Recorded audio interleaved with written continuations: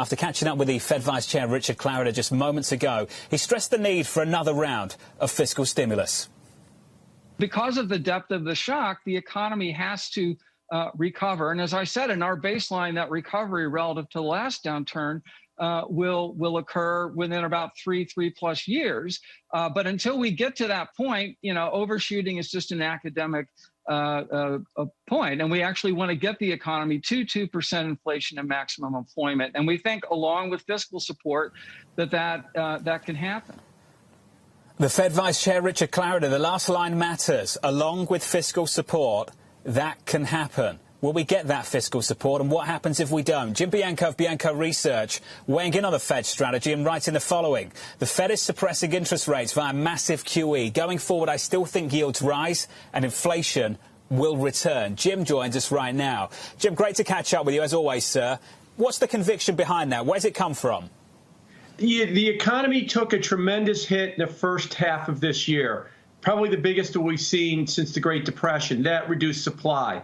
We've had, to date, a lot of fiscal stimulus, a lot of monetary stimulus to keep demand up.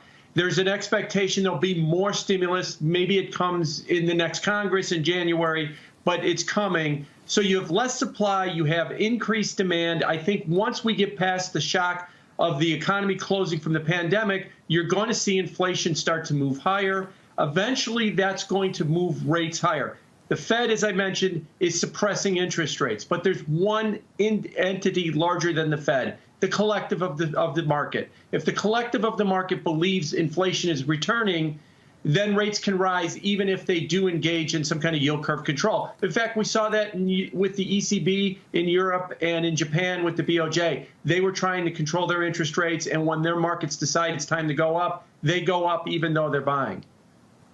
Jim, does this constructive view on inflation spread across the risk assets? Do you have a constructive view on risk assets as well? Well, the problem with risk assets, especially when you get to equities, is their valuations are extraordinarily high.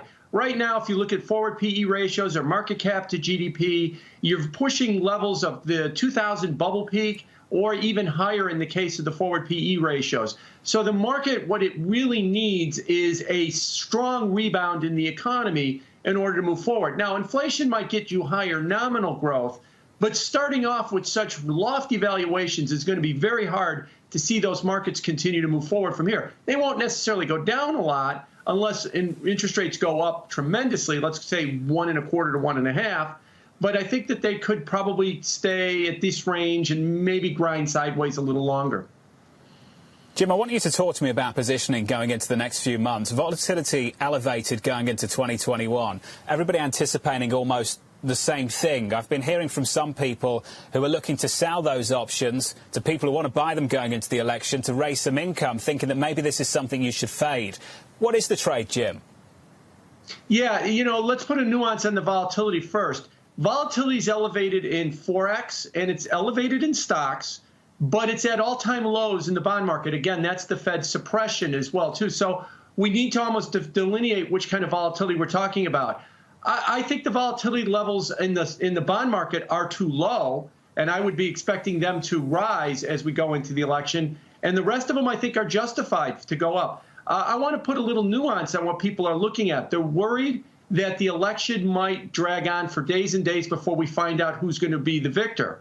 That I don't think is going to bother the market if it takes a week or so with the mail-in ballots to figure it out. But if in that week it changes hands, one person won, the mail-in ballots come in, and then a week later we find out the other person won, that could lead to a lot of acrimony and even more division in the country, feeling that the election was somehow rigged. And I think that's really what the market's fear is. Not it takes time, but that post-election we start changing hands on who won the election. And that, I think, is why the elevation in the volatility that you've seen in the last few weeks. On the equity side, but Jim, as you point out, that introduces some two-way risk into the bond market. I mean, the snooze in the Treasury market, I mentioned a little bit earlier on. I need a red ball when I look at Treasuries. Last week closed at 69 basis points on a 10-year. Week before 67, week before that 72, week before that 72. It's been a very choppy road to nowhere, Jim. And I'm trying to understand from your perspective, are you looking for a breakout to the downside or a breakout to the upside? Because when you talk about inflation, I understand the argument you're trying to make, higher yields. But if you're talking about serious volatility between now and January, that's a downside move, isn't it? Yeah, it is. Let me put this in perspective. The 10-year yield hit 33 basis points on March 9th, intraday. I believe that was the end of the 39-year bull market. We've traded down. We've traded down, to low 50s since then. Sure, we could probably go visit the low 50s or the high 40s one more time. But I think if the question is, when do we get the next serious move? Is it going down to zero, or is it going up a lot over, say, to 1% or higher? I think the next serious move is to 1% or higher on the back of inflation in 21, maybe 22. I just don't see the impetus at this point, with all the Fed buying and all the uncertainty, that if we were going to have a move towards zero in interest rates here, or negative like Europe, it would have already happened. And I think that window has passed, and I think that the move for the downside is very limited. We'll get it if we get serious risk market volatility post-election, but it would only be 15 or 20 basis points. It won't be down to like 0 or 25 basis points in the 10-year note.